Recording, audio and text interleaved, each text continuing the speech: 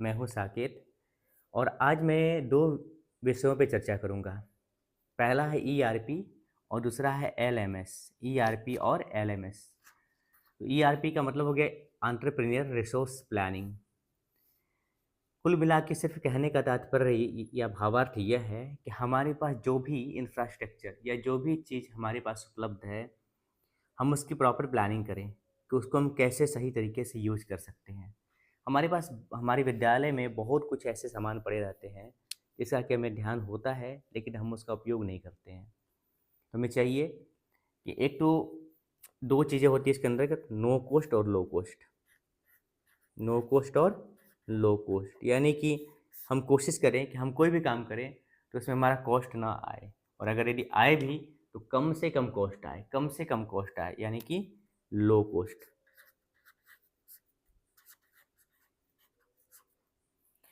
तो ये हो गया हमारा ईआरपी यानी एंटरप्रेन्योर रिसोर्स प्लानिंग। तो हम अपने हमारे पास जो संपदा है उसकी हम प्लानिंग कर लें कि किस सामान को। अच्छा, दूसरी बात यह भी है कि मैनेजमेंट क्या है, कौन सा व्यक्ति किस काम के लिए फिट होता है। अगर हमने यह समझ लिया कि हाँ, ये व्यक्ति इस काम के लिए फिट है और किस काम के लिए अनफिट है, तो जो जिस काम के लिए फिट है उसको हम वहाँ लगा देंगे। तो पहला काम तो यहाँ हो गया। दूसरा है हमारा एलएमएस यानी कि लर्निंग मैनेजमेंट सिस्टम। ये क्या होता है ये समझिए। जैसा कि पिछली वीडियो में मैंने बताया भी है कि सबसे पहले हम क्या करेंगे कि बच्चों की कॉपी को लेंगे।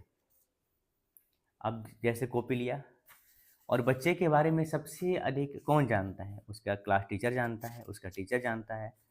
वो पेज को पलटेगा और पलटने के बाद आराम से ये बता देगा कि इस बच्चे में ये कमज़ोरी है, ये चीज़ें सिखानी है। तो अब जब उसको ये चीज़ें सिखानी है, उसको ये पता चल गया, तो क्या करेगा कि एक गोल सेट करेगा। Means you have to set a गोल।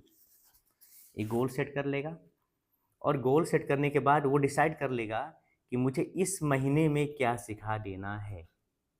मुझे इस महीने में क्या सिखा देना है। एक बार ये डिसाइड हो जाता है, फिर वो पढ़ाई को छोटे छोटे भागों में बांट देता है। What your children learn in which month, यानी कि आपको डिसाइड करना है कि व्हाट योर चिल्ड्रेन लर्न यानी कि आपके बच्चे किस महीने में क्या सीखेंगे। Divide students studies into smaller parts, यानी कि बच्चों की पढ़ाई को छोटे छोटे पार्ट्स में डिवाइड कर दीजिए। जो है ना, divide students studies into smaller part, छोटे छोटे टुकड़ों में बांट दीजिए। ठीक है। और उसके बाद मेंटर डिसाइड कीजिए कि कौन सा मेंटर कौन सा काम करेंगे, किस काम के लिए परफेक्ट है। तो इसे हम लोग कहेंगे लर्निंग मैनेजमेंट सिस्टम।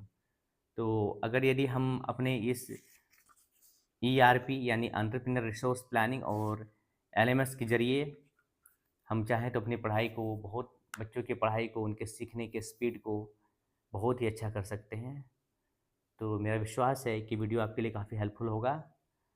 तो मेरा वीडियो खास करके उनके लिए होता है, वह उस प्रकार के शिक्षक के लिए होता है कि जिनको प्रैक्टिकल नॉलेज कम है, या फिर उनके पास डिग्री तो है लेकिन प्रैक्टिकल नॉलेज कम है, प्रैक्टिकल नॉलेज है लेकिन उनको थ्योरेटिकल नॉलेज नहीं है। या फिर जो नए नए टीचर जिन्होंने पढ़ाना शुरू किया है, अगर यदि वो मेरे वीडियोस को देखेंगे तो काफ़ी लाभान्वित होंगे। तो आशा करता हूँ कि वीडियो आपके लिए हेल्पफुल रहा होगा। धन्यवाद, फिर मिलते हैं अगले वीडियो में।